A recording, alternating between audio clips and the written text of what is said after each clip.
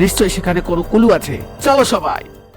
এরপর পুলিশরা তাদের গাড়ি নিয়ে অবশেষে সেখানে রওনা হলো, যেখানে ফোনের লোকেশন শেষবারের মতো স্থির অবস্থায় ছিল। কিছুদূর যেতেই পুলিশের চোখে পড়লো রাস্তায় যেন সারি সারি কাগজের টুকরো পড়ে রয়েছে।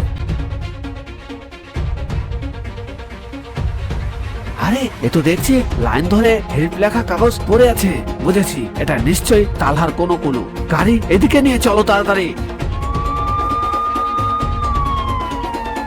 এরপর পুলিশেরা রাস্তায় পড়ে থাকা সেই কাগজগুলো অনুসরণ করতে করতে অবশেষে প্রিজন ভ্যানটাকে ধরতে সক্ষম হলো।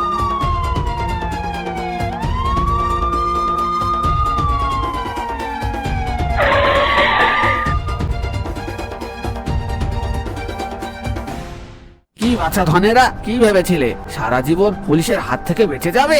কিন্তু তোমরা বোঝনি, বাচ্চা বাচ্চা ছেলেদের ভেতরেও তালহার মতো কিছু বিচ্ছু থাকে। ছেড়ে দিন অফিসার, কথা দিচ্ছি আর কখনোই এমন হবে না।